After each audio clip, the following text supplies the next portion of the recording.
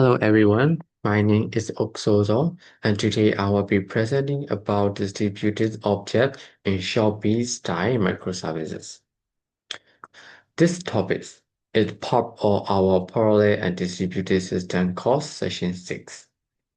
In this presentation, I will explain you what distributed objects are, how they are used in modern cloud applications, and specifically how Shopee, one of the biggest e-commerce platforms in Southeast Asia, and use this concept in its system architecture.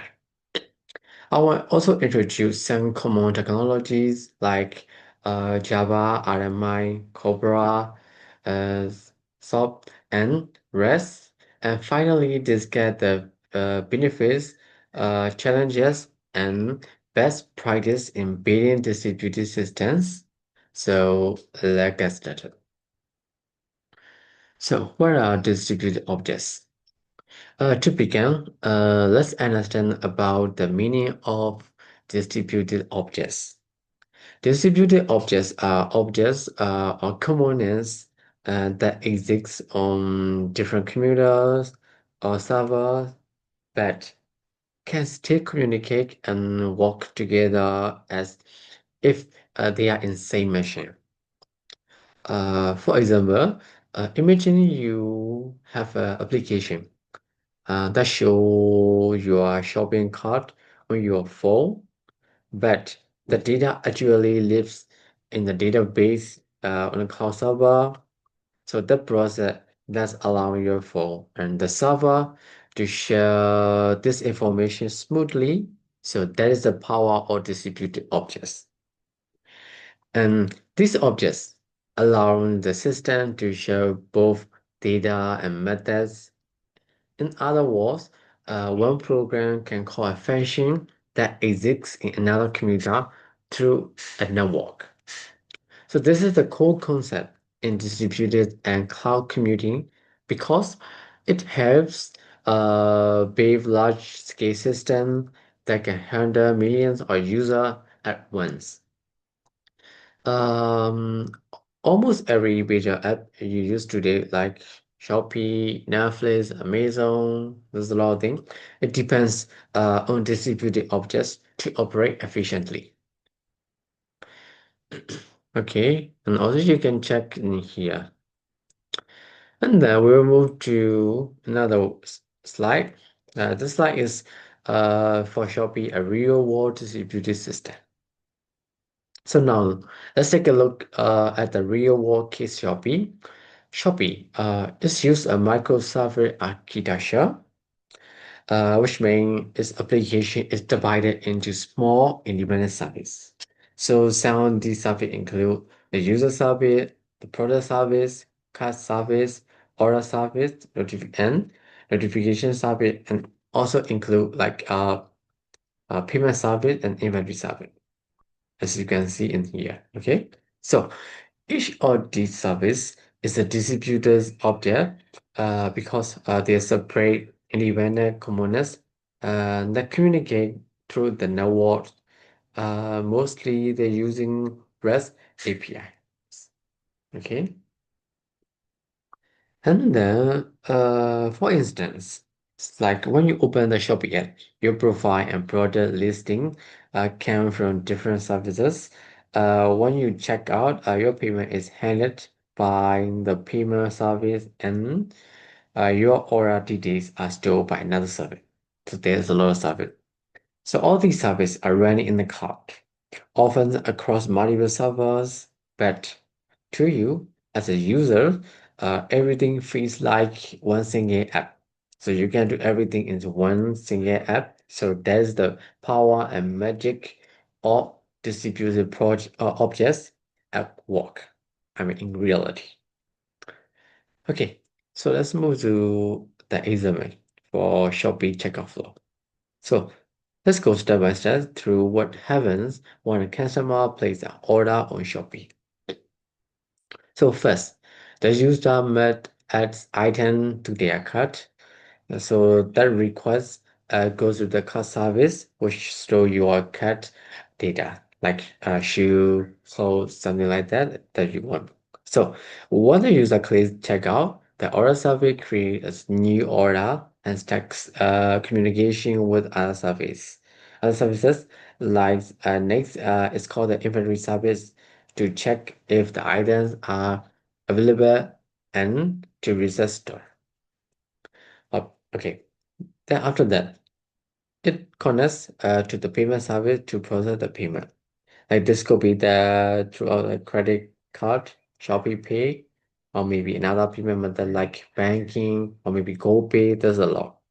So once payment is successful, the notification service sends a confirming message to the customer and the inventory service update the stock level. Maybe the stock is running out or how many are there, like two or three, something like that. And each of these steps involves a remote communication between distributed objects. Even though they are all separate systems, they work together like one coordinating team. So just like different departments inside a company. So as you can see in here with the diagram, so I think you can understand easily. Okay, let's go to the another one. So that's about the distributed object technology use. So there's a several well-known technology that support distributed objects. For now, I will explain you Java IMI, CORBA, SOC, and REST. Okay, the first one is Java IMI. That's called remove method invocation. So this technology allows a Java program to call a method, maybe that exists in another Java program running on a different computer. So this is very efficient in pure Java environments. And the second, that's CORBA. The long name of this one is Common Object Request Broker Architecture. So CORBA is designed for system written in different programming language. Like for example, it is long a C++ program like to talk with a Java or maybe Python program using object request program ORB. So it's more common in Aura enterprise system. And then the third one is the router is semi object asset protocol. So it's used XML messages to exchange structured data over HTTP. So it's still used in financial or enterprise systems that require strict construct or reliability. And then the last one, the rest. Also, the long time is representational state transfer. So it's used general HTTP requests like get and post to our to like GD get POST post PUT put and TIED delete. So it typically use a JSON format which is simple and lightweight. REST is by far the most popular and modern choice, especially for web and mobile application like Shopee, Netflix, Amazon, Elastic, etc. Okay, so each of these technologies helps make communication between distributed systems more easier, reliable, and standardized. Okay, then this slide is about benefits and scalability and interoperability. Okay, so let's discuss the benefits of using distributed objects in a system like Shopee. So the first one about scalability. Okay, so each service can scale independently. For example, during a flash sale, the Shopee payment service maybe might get thousand odd transaction per second, right? So with distributed objects, they can add more server for the payment server only without affecting the system, the rest of the system. And the second one. is interoperability, like the service can be written in different programming language, but can still communicate smoothly through APIs. For example, the broader service could be maybe in Java or Python, but maybe the broader service could be in Java, but the paper service could be in Python, but they can stay etching data easily through REST. And then for isolation, like if one software fails, the others can continue working. So if the such feature goes down, user can stay make payments or check their orders. And then the last one is about independent update, like easy updates. So each service can be updated or redrawing without maybe shutting down the entire system. Just update. We don't need to be shut down. So these benefits make Shopee system more flexible, reliable, and efficient at large scale. Okay. I always put that kind of diagram in every slide so I think you can match with my presentation and my diagram. Okay, let it be. Now we'll move to another slide. And this one is about challenges. Okay. Even though distributed objects have many advantages, but they also come with challenges. Okay, so the first one is latency. Since communication happen over a network, so there can be delays. Sometimes maybe our internet can be lacking or something, so it can be delays. A slow network can cause timeouts or maybe slow responses between the services. And then number two is partial failures. Sometimes one service might be down, maybe while others are still running. So this can lead to incomplete operation or errors. Just one error, okay? And then security. As you know, data travels through the internet, so it must be protected. So without proper encryption or authentication, attackers might intercept or maybe modify the information. So it must be secure, okay? And that's the last one is data consistency. Since each service stores its own data, maybe keeping everything can be hard, right? So for example, if payment succeeds but order confirmation is fails, like data could become inconsistent.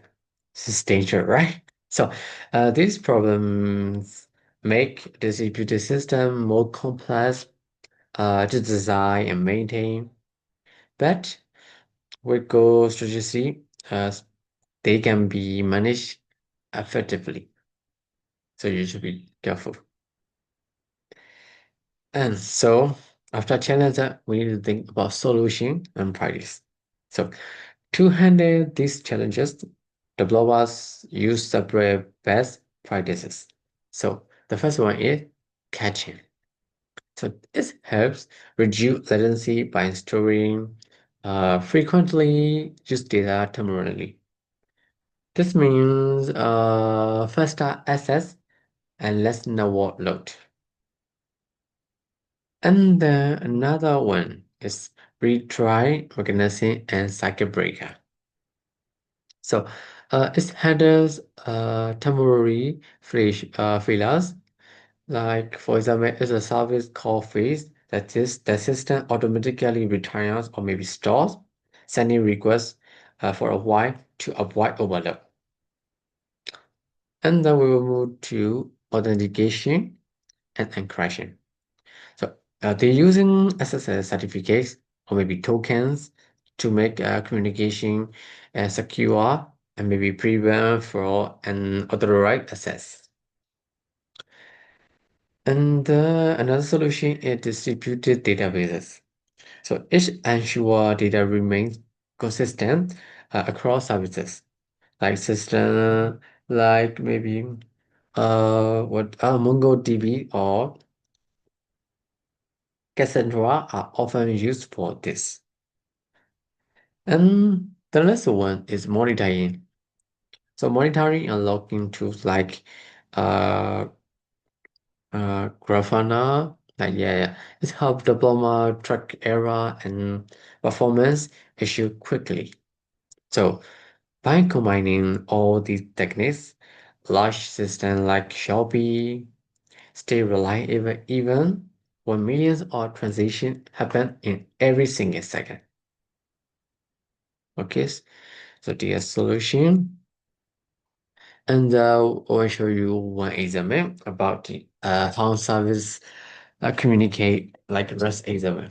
So here's it's a similar REST example that shows how distributed objects communicate in Shopee. So like one user places an order, the order service sends a request like this one. This is the user, this is the item, and this is quantity. So the order service will then send another request to inventory service. And then they have to check the store is available or not. And then go to the payment service to confirm payment.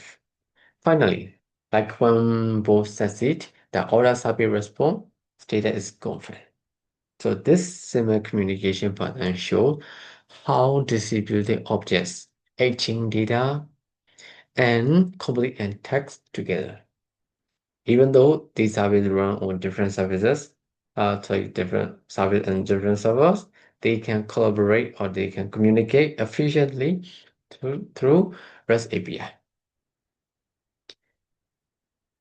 Okay, then we will move to the conclusion. So to conclude distributed objects, they are the foundation of shopping mall and microservice architecture. Okay, so they connect different services efficiently, have consistency, stay flexible, and handle millions of requests reliably. And REST is the most widely and most important used technology today for this kind of communication. However, successful distributed system must also address latency, security, and consistency challenges. So understanding that distributed objects helps us design application that are ready for the cloud for reliable, scalable, and efficient. Now, to be concluded, I want to say about the reference. So here are the main reference that I use to prepare this presentation. So the first one is for understanding the microservice design patterns. And the second one is to for learning about remote object communication for Java, mine. And then the third one is for REST for understanding REST design principle. And the last one is to learn how Shopee apply distributed objects, distributed tracing in their system. So these are my reference, and I think you understand about my presentation, and I hope you will enjoy this one. So thank you for watching my video and my presentation, and bye bye.